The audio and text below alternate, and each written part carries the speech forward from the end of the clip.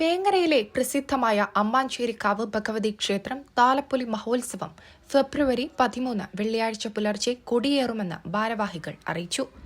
പുതിയ കുന്നത്തെ തറവാട്ടിൽ നിന്ന് രാവിലെ 4:30 തിടമ്പ് എത്തുന്നതോടെ ഉത്സവം തുടങ്ങും. വിശേഷാൽ പൂജകൾ, ഗണപതി ഹോമം, ഗുരുസിക്കുടം, പട്ടുചാർത്തൽ, ചെറുതാലി, ആൾക്കൊടി, പിള്ളക്കൊടി, പ്രത്യേക പുഷ്പാഞ്ജലികൾ എന്നിവയാണ് ക്ഷേത്രത്തിലെ പ്രധാന വഴിപാടുകൾ.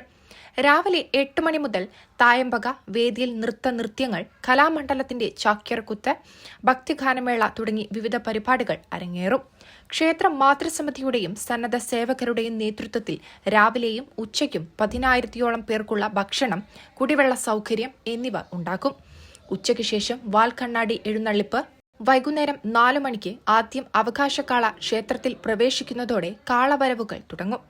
ഈ സമയം ക്ഷേത്രത്തിൽ വെളിച്ചപ്പാടുകൾ, അരിതാലപ്പൊലി, മഞ്ഞത്താലപ്പൊലി ചടങ്ങുകൾ തുടർന്നുകൊണ്ടിരിക്കും. ഇവിടുത്തെ ഉത്സവത്തിന്റെ പ്രധാന ആകർഷണം വാദ്യമേളാഘോഷ നൃത്യങ്ങളുടെ അകമ്പടിയോടെയുള്ള അലങ്കാര കാളവരവുകളാണ്.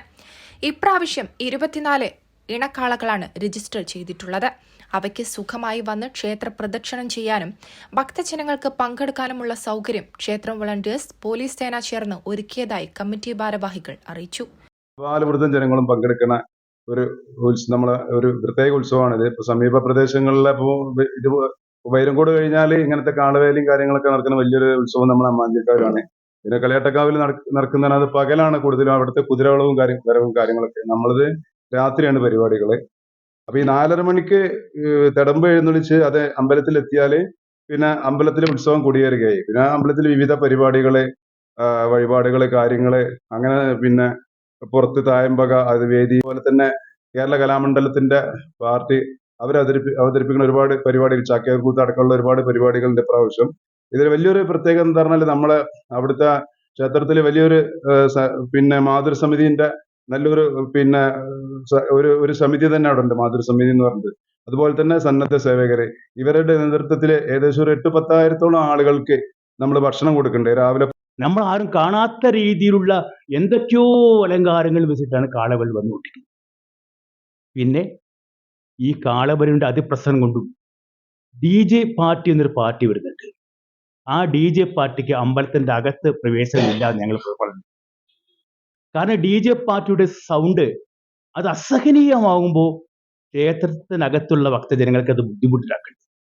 ആ സൗണ്ട് ഭയങ്കര സൗണ്ട് ആകുമ്പോൾ ഹൃദയസ്തംഭനമുള്ള ആളുകളുണ്ടാകും, ഹേർട്ട് സർജറി ഉള്ള ആളുകളുണ്ട്, അവർക്കൊക്കെ ഇത് ബുദ്ധിമുട്ടാണ്.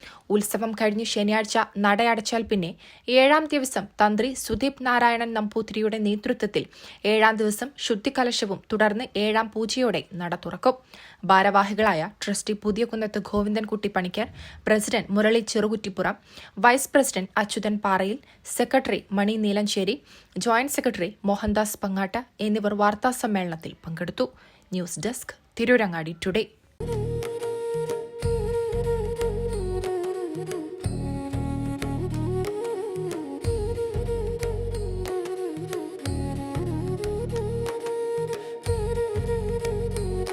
അഴക് അത് പൊന്നിൽ തീർത്ത കവിത പോലെയാണ്.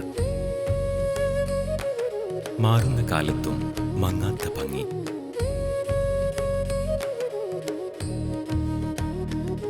40 വർഷങ്ങൾ മിനുക്കിയ പാരമ്പര്യത്തിന്റെ തിളക്കം. Dubey jewellery, main road, Chemmad.